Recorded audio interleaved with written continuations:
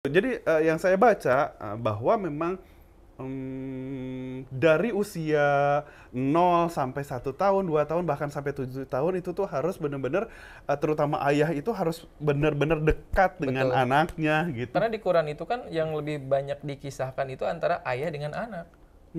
Yaitu menandakan betapa besarnya peran seorang ayah dalam proses pendidikan anak gitu. Ibu memang madrasahnya gitu, tapi ayah adalah kepala sekolahnya. Kepala sekolah, Masya Allah. Menjadi orang tua itu juga berarti bukan dalam artian kita udah melahirkan kemudian ngasih dia makan selesai, enggak. Selesai. Tapi tadi yang terpenting dari ketika kita punya anak itu adalah bagaimana kita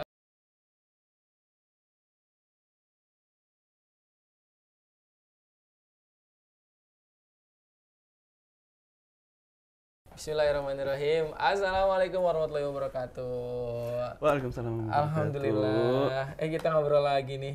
Ya, dari sekian setahun kita nggak ketemu. Iya. Ya nggak sih? 2023. Yes. Sekarang 2024 syuting Ya. episode 3. Ya, Jadi kita 3 bulan 3 episode. iya, benar banget. Dia acaranya senja. Obrolan senja dong. Obrolan senja. Lu ngubah-ngubah jadi senja gurau segala udah, nggak rupa. apa-apa. Gimana sehat? Alhamdulillah. Alhamdulillah. Kerjaan aman ya? Yang ditanya tuh kerjaan mulu. Iya, kan kan bisa ini langsung basa-basi. ngomongin langsung keluarga Basa-basi, gitu aja basa-basi. gitu. Kerjaan Aman, aman, insya Allah aman. keluarga aman. Alhamdulillah. Anak gimana anak? Lagi Kurang sehat? sedikit agak demam, Allah kayak siapa gitu. kalau ya buat Kaf. Amin, Jadi amin. Amblong ini punya anak namanya Kaf. Nah, yang perempuan nanti namanya Wardah. Oh, beda loh. Kalau yang di Indo itu bukan tulisannya bukan KAHF, tapi KAAF. Oh, Kaf. Kaf. Jadi bukan kalau misalkan Kaf. mudah-mudahan ketika menyebutkan manggil nama anak gua tuh ya, Kaf. Jadi bukan. satu huruf jadi 10 kebaikan, Masya insya Allah. Jadi huruf Kaf ya, bukan Betul. bukan Kaf. Bukan, Kaf. Kirain nanti jadi biar ada pasangannya kalau punya anak perempuan namanya Wardah gitu. Oke. Di endorse. Enggak, itu kan ada Kaf, ada Wardah. Tapi nggak apa-apa sih walaupun kita nggak di endorse, tapi itu kan salah satu itu kosmetik bukan sih? Iya, kosmetik. Kosmetik yang halal. First Masya halal Allah. kosmetik Indonesia. Ya, mudah-mudahan Kaf, nanti mana dari Kaf, Wardah Kaf? juga mudah-mudahan nanti bisa nonton kayak gitu ya. Kali Oh aja iya, nanti kali ada aja. marketing Kaf yang ngelihat ya. Udah baik lagi.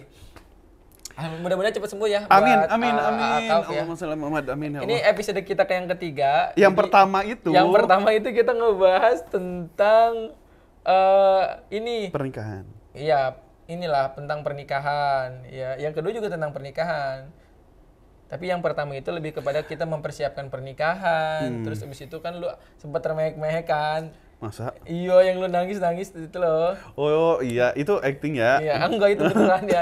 Jadi itu adalah gambaran tentang bagaimana sih setelah nikah ya ayah ternyata tidak semudah yang Betul. dibayangkan ketika ada Betul. orang yang nanya tentang udah punya anak belum. Sebelum nikah kan kapan nikah? Kapan nikah? Udah nikah? Kapan punya anak? Sekarang juga masih ditanya. Kapan nambah? Kapan nambah? Gitu. Nambah istri. Nggak ada ujungnya. Iya, Iya. dua-duanya Terus ditanya nambah istri gitu. juga ditanya. Iya. Tapi ada rencana kan? Nggak tahu ya. Nah, yang ketiga sekarang kita mau ngebahas setelah kita nikah, kemudian pernikahan di awal-awal nih dan alhamdulillah sekarang kan Allah titipkan amanah dan rezeki juga ya berupa anak. Nah, gimana nih rasa-rasanya setelah punya anak? Apa yang dirasakan? Candu. Candu itu apa maksudnya kayak gimana? Apa sih bahasanya kebanyakan ngomongin candu. Jadi gini, kalau ngomongin masalah gimana rasanya udah punya anak, nggak nyangka satu. Nggak Yang nyangka. kedua masih berproses, masih belajar terus jadi ternyata jadi orang tua seperti ini gitu. Emang seperti apa sih jadi orang tua menurut Amblong itu setelah Amblong tuh punya anak ya? Terutama kan ini sebuah proses yang cukup panjang dan tentu kehadiran anak ini sangat-sangat dinantikan dan pasti gitu ya punya perasaan yang berbeda ketika alhamdulillah izin Allah gitu ya, Allah takdirkan dititipkan nama anak ini. Gimana? Kok jadi gue jadi Nanti kan kayak gue juga. narasumber gitu kan? Iya. Ya, yang dirasa untuk saat ini tuh masih memang mimpi nggak sih gitu. Tapi memang dengan berjalannya waktu gitu, Jadi Anda hari merasa demi Anda tuh hari mimpi. masih sekarang tuh masih berasa mimpi, kalau apalagi kalau misalkan kayak bangun tidur gitu kan, bangun tidur, Yang dicariin anak. oh iya yang dicari anak, Oh, yang dicari betul. anak. Pengen cepet-cepet pulang, apalagi tuh ngepap apa sih? POP. PO, kayak gitu. Maksudnya gini, POP. jadi Apa ketika sih? PAP, PAP, foto. Oh, nggak tahu, udah itulah oh pokoknya. itu Intinya minta apa foto aja. foto, Post a picture. picture. A picture, oke. PAP. Post, oke. PAP. Oh, itulah. PAP, PAP. post a Kalau POP picture. apa? Pop. Oh, point of view. Oke. Aduh, kok kita kudet sekali.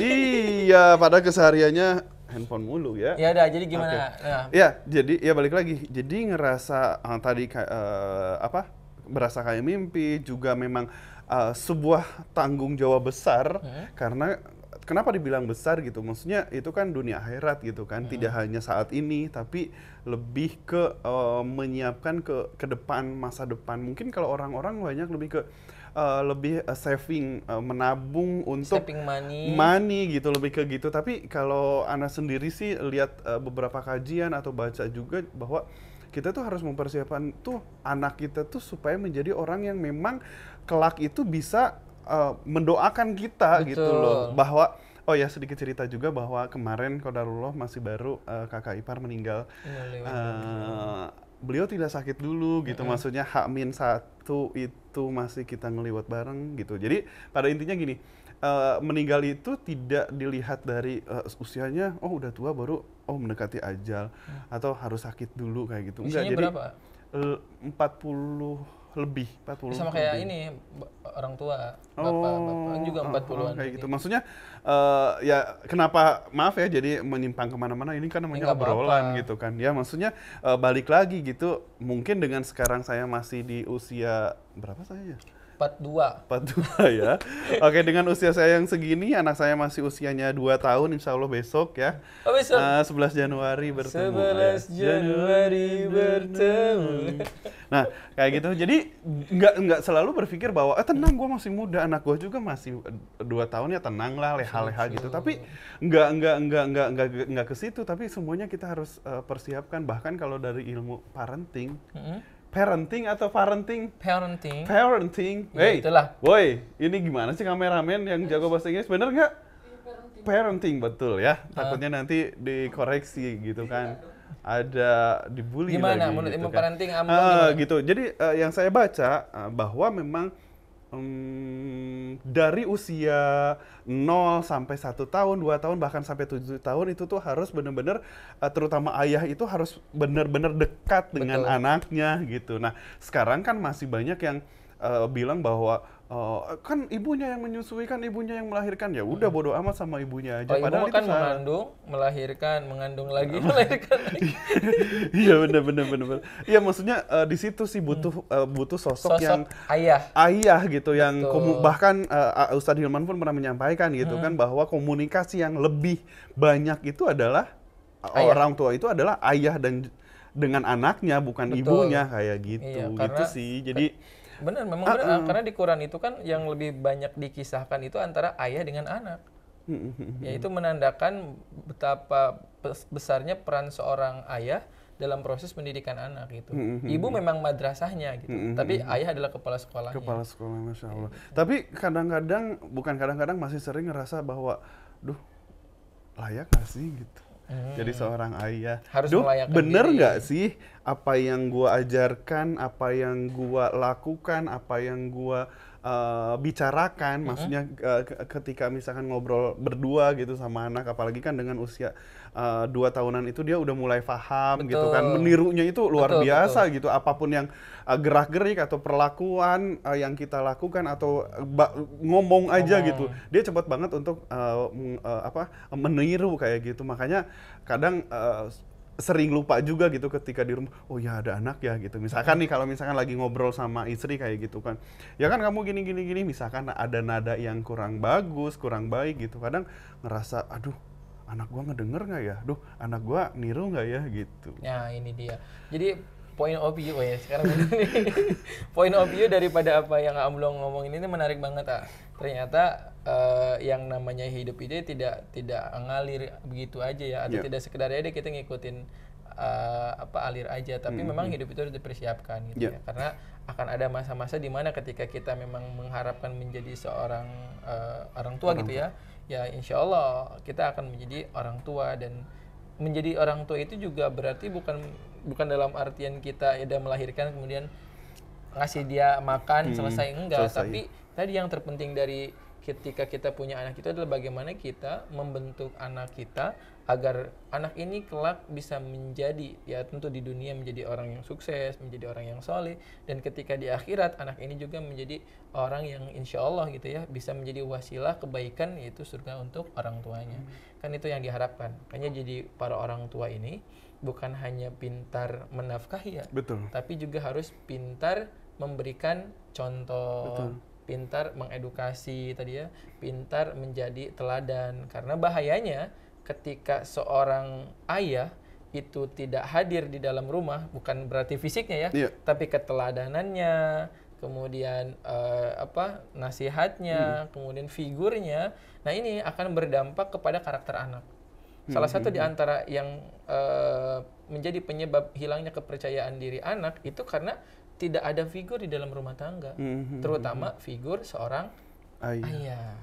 Terus gimana kalau anak ayahnya udah meninggal? Nah, itu sih untuk saat ini yang ditakutkan. Balik lagi tadi kan gitu kan, gue tuh sampai usia berapa sih gue bisa di dunia ya, gue bisa mendampingi anak gue tuh sampai kapan, atau nanti tuh gue dulu apa anak gue dulu ya gitu. Sering banget gitu, apalagi kalau posisinya lagi sakit gitu kan, anak. Bener. Semalam jujur dia lagi demam gitu, pokoknya pengen digendong gitu. Pas ketika digendong tidur kan gitu kan, terus matanya tuh agak yang hitamnya kan ke atas ya, terus agak kebuka gitu kan, tidur gitu. Ngebayangin aja kemana-mana. Ngebayangin apa? Lu nangis lagi lu, gak ada tisu, harus nangis mulu dah. Iya lah gitu ya teman-teman ya, bagaimana ketika kita punya anak itu akhirnya kita sadar tentang bagaimana dulu orang tua kita mungkin punya perasaan yang sama juga kepada kita. Gue jadi ngerasa bersalah banget sih sama orang tua. Kayak ngerasa gila dulu tuh asing gitu lah kayaknya. Apa? Enggak, kayak ngerasa gue jadi kayak ngerasa orang yang sampai hari ini tuh belum bisa berbakti kepada orang tua. Maaf nih, dulu itu semasa ayah ada itu lu deket nggak sih? Maksudnya kan yang gue tahu kan lu udah di sini gitu kan, posisi ayah meninggal itu udah. Deket dalam artinya secara komunikasi tuh deket, sering ketemu. Tapi kan kalau orang tua itu jauh kan kerjanya. Waktu lu masih di kampung kan, sebelum lu ke Bogor. Maksudnya kan ketika gua di kampung nih, orang tua kan di Bogor, di Kabupaten Bogor. Terus ketika gua di Bogor sih masih di Lewiliang itu kan. Nah, terus nggak lama setelah itu kan pindah lagi ke Papua waktu itu. Jadi secara jarak itu mungkin nggak bisa ketemu setiap hari. Ya kadang kalau lagi dulu pas masih sekolah di Banten, ketemunya mungkin dalam sebulan itu seminggu gitu. Pas libur. Oke. Nah, gitu. Momen 1 minggu itu ngapain aja sih biasanya? Maksudnya? Ke sawah dong. Gitu.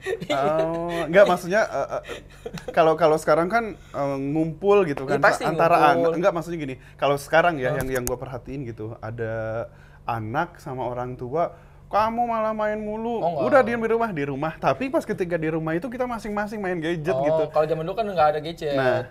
Maksudnya dulu kan handphonenya masih Nokia. Jadi nggak bisa mainin kecuali ular tangga itu.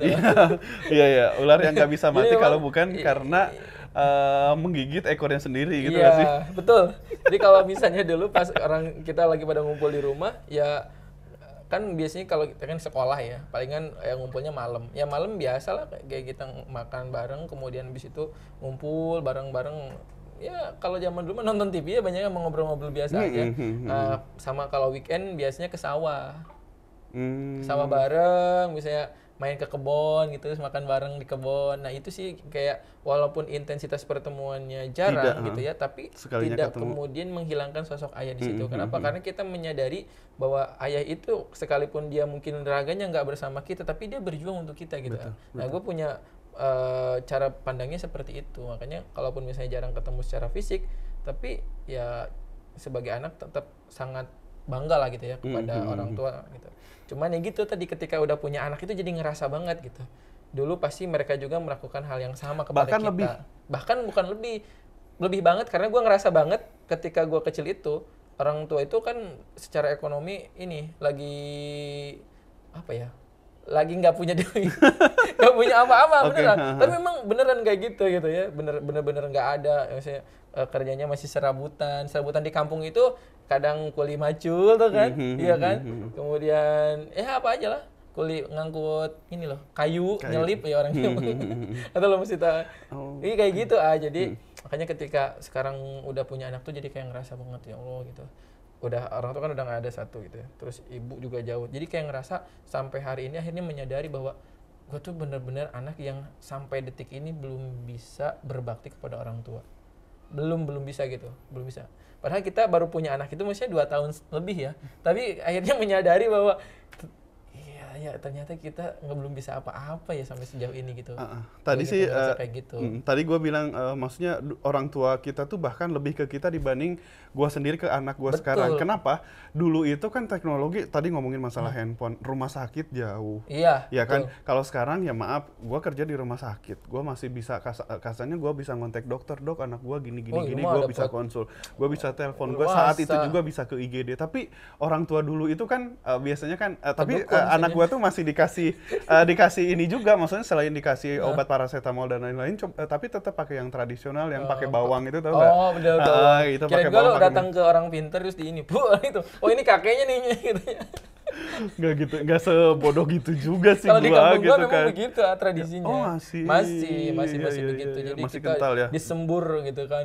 Nanti anaknya sehat tuh kan, makanya kita datang ke si emak gitu kan, gitu kan. Jadi percayanya ya Allah, naudzubillah jangan sampai.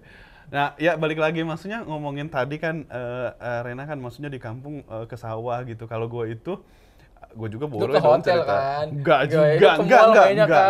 main di playground gitu kan, orang kaya. Asik, amin. Enggak lah. Banget, enggak boro-boro. Justru dulu itu kan memang ibu atau umi, gue kan manggilnya umi gitu. Jadi umi gue tuh nikah sama yang sudah pernah menikah, dalam artian jadi ibu gue tuh nikah 2 kali, ditinggal meninggal dua-duanya. Intinya gitu kan. Lu dari anak yang keberapa? Kan 2 kali nikah. Lu dari anak yang pertama, yang kedua? Bapak? Yang kedua lah. Bapak yang kedua. Yang terakhir kan bapaknya? Iya kayak gitu. Nah kayak gitu. Dan secara otomatis orang tua ataupun ayah gue tuh saat itu usianya jauh lebih tua dibanding ibu. Saat itu kayak gitu kan. Dan benar-benar ngerasa bahwa ketika gue inget banget tuh zaman sekolah gitu ya, kan bapak itu jagal tau. Bukan jagalah hati, bukan tukang penyanyi. Ayam, bukan, sapi. Jadi bapak itu kalau misalkan kayak Idul Fitri, terutama Idul Adha, dia tuh jarang pulang gitu. Dia tuh ke Tasik, ke mana gitu. Emang jagal tuh ada ininya, ada panggilannya? Iya, udah gitu. Terus dia nyari harga kerbau sama sapi itu, dia nyari harga yang murah itu ke daerah atas. Ikut ini gue jagal atau gimana? Mungkin kayak gitu ya. Kalau sekarang kayak gitu. Jadi gue baru tahu kalau ternyata jagal itu bisa ada geng lah, orderan gitu, kan, kayak gitu. Pesen jagal. Kalau sekarang mungkin ada grup WA kayak gitu kan, gitu asosiasi. Kan. Ya mungkin seperti itu. Kalau dulu kan enggak. Jagal. Jadi inget banget almarhum bapak itu sering banget berangkat itu jam di atas jam 1 atau jam 2 untuk ngejar berangkat mobil kayak gitu. Kadang berangkat pakai mobil terus kayak gitu. Dari puncak kayak gitu. Jadi intensitas untuk ketemu dengan bapak itu jarang gitu. Maksudnya kecuali kalau misalnya kayak bulan puasa, bantuin tuh jualan sapi kayak gitu. Oh, lu jualan sapi? Iya. Keren dong.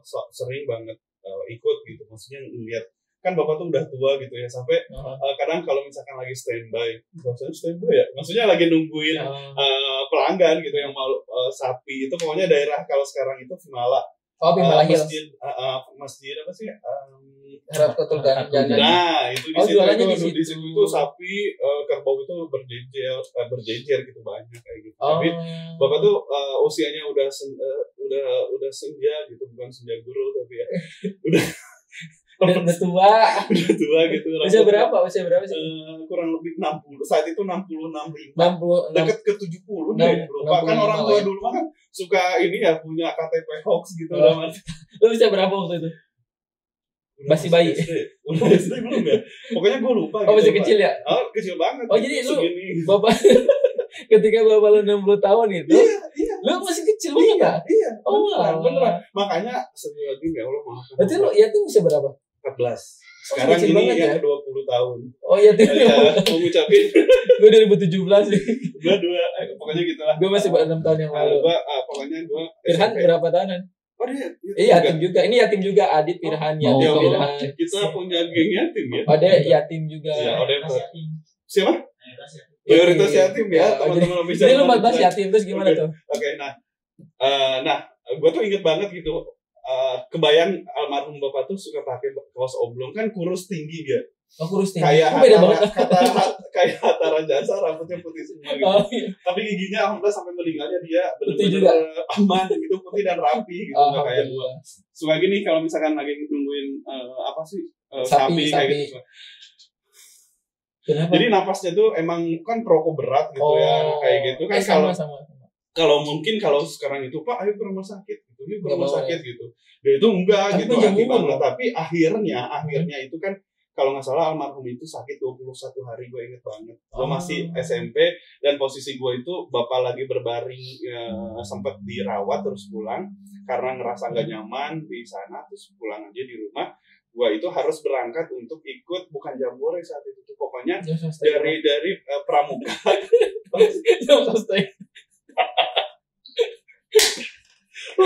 Jelas banget. Nah pokoknya bukan jadi anak pramuka. Iya nggak tahu. Dulu itu mah ini perkemahan Sabtu Minggu itu persami. Nah gua lupa tuh, pada intinya gua tuh di SMP itu terpilih dari Kabupaten Bogor tuh gua berdua sama temen bertiga deh. Kemana? Di Selabintana. Oh, Sukabumi. Yes. Nah, wajar mungkin karena pokoknya lu bisa gagal kan. Pokoknya Kabupaten Sukabumi, Kabupaten Bogor sama Kabupaten Cianjur gitu. Nah, gua perwakilan dari bukan sekolah tapi kabupaten itu. Oh, lu perwakilan kabupaten. Ya, kayak gitu. Nah, padahal kabupaten luas tuh, kenapa lu yang justru nggak tahu. Ya. Aneh juga. Aneh juga. Tapi dikasih duit nggak sih itu? Dikasih, dapat. Dapat gitu. Berapa? 25.000 atau dulu tuh 25.000 kayak 25 juta sekarang kali ya? Enggak, 20.000 mungkin. Enggak, lebih pokoknya. Ya, terus bapak lagi sakit nih. Bapak lagi sakit, bapak tuh tetap apa gimana dong gitu, pakai bahasa Sunda lah. Pak, kumaha tuh kudu mangkat gitu. Enggak semangkat tuh gitu. Maksudnya gue izin ke emak juga. Terus gue tuh mau salaman sama emak gue, inget banget bapak tuh udah berbaring gitu tuh narik emak gue gitu. Kayak yang ngomong kurang lebih gini, tong pokok bere duit udah gitu. Jadi kasih duit, padahal gue tuh udah punya uang dari sekolah gitu. Lu udah mandiri sejak udah kecil. dapat uang saku. Oh iya, kalau boleh cerita, gue dari kelas 6 SMP. Nggak boleh. SD gue tuh emang bener-bener mandiri. Oh iya. Bener. Jadi itu kan jadi kemana-mana. Gue inget banget. Jadi posisinya saat itu tuh gue tuh pengen banget punya Tustel kamera. Kamera. Jadi dulu tuh Tustel kan kamera. Apa sih kamera itu? Nah kayak gitu. Kodak itu merek ini merek. Ada Kodak, ada Fuji Film. Nah, lagi. Dulu itu karena saudara gue ini gue kayak gini. Jadi gue ini. Coba, ayo. lu inget apa ketika lihat orang ini? Dan ini tuh gue tuh terinspirasi banget. Gue tuh pengen ini gimana caranya. Gue tuh ketika berdoa itu bukan pengen apa-apa. Ya Allah berikan hamba Kodak. Ya Allah berikan hamba Tustel. Serius. Namanya Tustel dulu. Nama mereknya Tustel. Gitu. Gue tuh pengen banget gitu. Nah satu ketika gue tuh alhamdulillah kebeli gitu. Nah setelah itu gue pengen beli apa lagi? Apa? Karena pengen beli Magic Jar. Dulu itu bukan Magicom. Magic Jar. Kenapa jadi Magicom ya? Gue masih bingung loh. Gue pikir tuh dulu Magic Jar sama Magicom tuh beda tuh nggak? Emang beda. Beda. Kalau setahu gue ya, Magic Jar itu dia itu tugasnya hanya untuk memanaskan. Sedangkan untuk Magicom itu microwave. Ya beda. Microwave itu dia untuk memanaskan segala hal.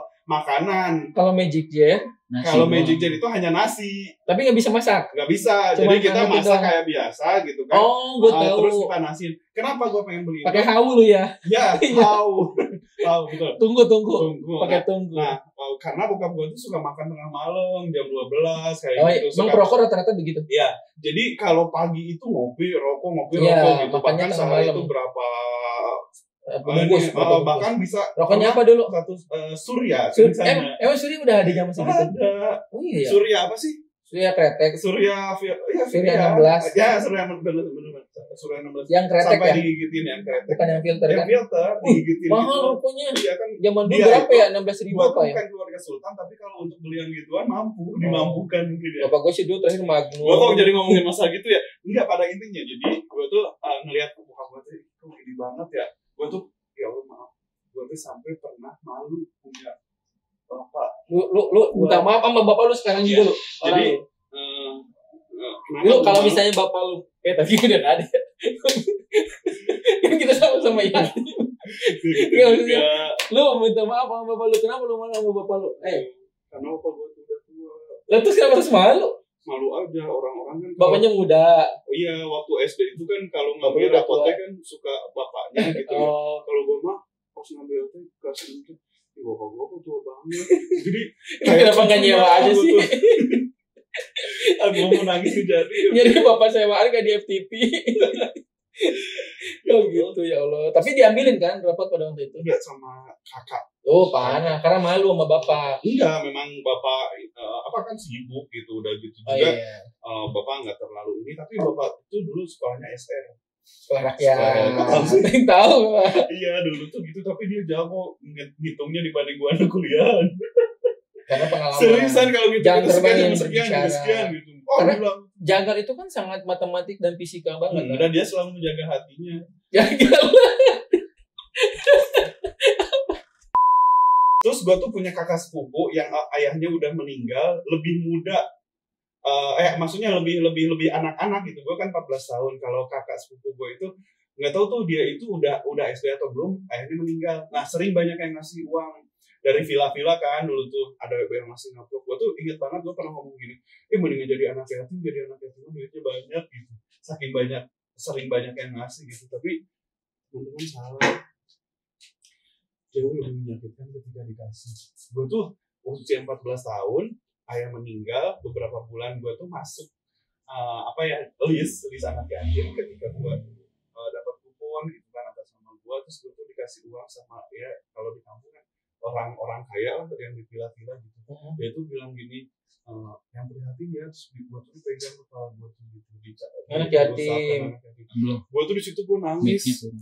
Gue nangis gitu kan. Maksudnya, ya Allah, maaf gitu dulu. Ini lu mau kayak gitu, jadi ya Allah maaf, ya Allah maaf gitu maksudnya. Kemarin lu kayak gitu lu, sama berarti emang dari kecil udah begitu ya? Sorry. Iya maksudnya, ya Allah kok dulu gue minta pengen jadi anak yatim supaya banyak yang ngasih kayak gitu kan. Nah sekarang ketika udah jadi yatim dikasih tapi nggak bahagia gitu, nggak bahagia. Maka apalagi gue tuh paling nggak suka ketika orang bilang gini, yang prihatin ya. Gue tuh paling nggak nerima kalau dia gitu. Nggak tahu nyesek aja sakit gitu. Maksudnya, ya Allah, ngerasain juga gue jadi anak yatim. Terus bahkan singkat cerita dalam waktu 1 atau 2 tahun ibu menjadi single. Janda. Jadi janda. Rumor beredar bahwa ibu tuh mau nikah lagi. Dijodohin sama orang yang bisa dibilang orang itu yang kaya orang di kampung kaya, situ. Tapi ibu masih muda waktu itu. Iya. Masih jadi kembang desa. Enggak juga sih, kembang kampung. Iya. Nah maksudnya waktu itu tuh kakak-kakak tuh udah bilang gini, ya udah senama silakan terserah Umi kayak gitu. Udah gitu singkat cerita si orang tersebut si calonnya ke rumah, gue tuh di situ tuh nangis. Nangis karena nggak mau aja. Lalu nggak mau punya bapak tiri. Nggak mau punya bapak tiri. Kan bapak lu tiri lu kan ya lebih muda lagi emang. Enggak tua juga, lebih parah. Udah gini banget seriusan. Iya, gue tahu karena lu malu kan. Nanti yang ngambil rapot sampai aja tua. Enggak lah kan gue udah mau SMA. Enggak. Iya kan salah satu faktor yang bikin gue sakit hati adalah gini, si orang yang bisa dibilang macomblang gitu. Atau bu, lamun ibu nikah dari mana? Lehengnya atau si bungsu teh bisa sekolah SMA gitu. Gue tuh ngerasa direndahin banget, ngerti gak sih? Jadi si bungsu itu bisa nikah, bisa sekolah kalau emak gue nikah lagi kayak gitu. Di situ gue ngerasa, ya Allah kok gue direndahin banget gitu. Makanya gue SMA tuh ya singkat cerita ya gue masuk SMA tuh gue seringnya jalan kaki. Lah sama aja, gue juga jalan kaki ya. Ya kalau gue kan jauh. Lu berapa kilo? Jauh banget. Berapa? 50 kilo nggak mungkin. Gue aja perjalanan setengah jam loh. Bener banget. Jadi ya maksudnya gue poin di sini gue menceritakan tentang keberadaan gue saat itu supaya teman-teman itu jangan merasa bahwa gue mau apa tuh yatim, enggak gitu. Maksudnya Allah itu udah ayah lu meninggal, rezeki lu tetap ada gitu loh. Jangan berpikir bahwa nanti siapa yang ngasih makan gue, yang ngasih ongkos gue gitu. Enggak gitu sih. Lebih tepat. Gue tuh tadi tuh ada part yang gue mau sedih tapi nggak jadi. Ini sengaja, nggak ada tisu. Nanti lu gini. Mau apa lagi? Udah ya gitu aja. Ini jam berapa? Bentar lagi maghrib sih. Aduh. Tapi ini belum selesai loh. Okay.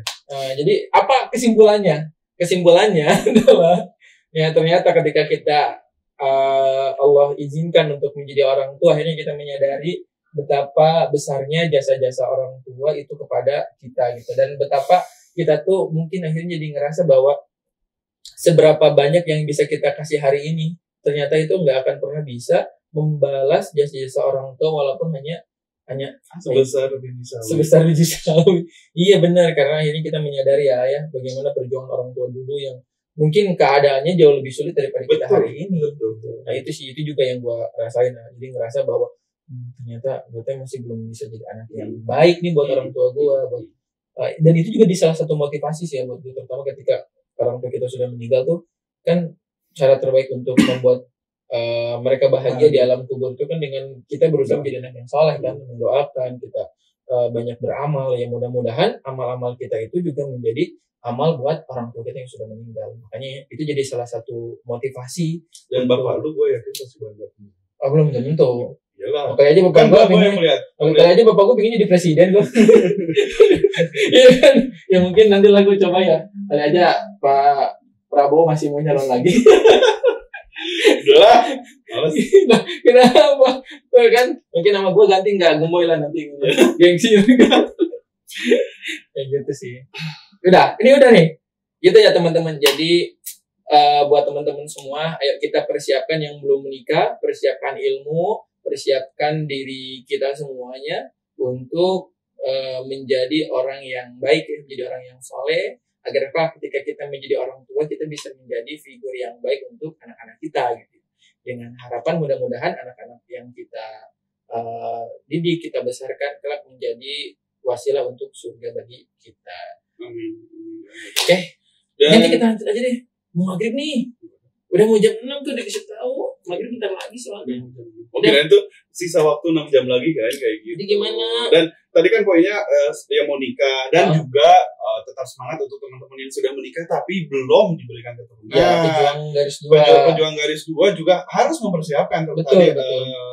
Rensu bilang bahwa ayo persiapkan dari sekarang. Jadi ketika nanti insya Allah besok lusa kita nggak pernah tahu kalau izinkan untuk garis 2, kita nggak kaget. Oh iya, gue tuh udah siap loh, gue tuh udah punya bekal loh, gue tuh udah ada persiapan loh untuk apa yang harus gue lakukan untuk anak-anak kita.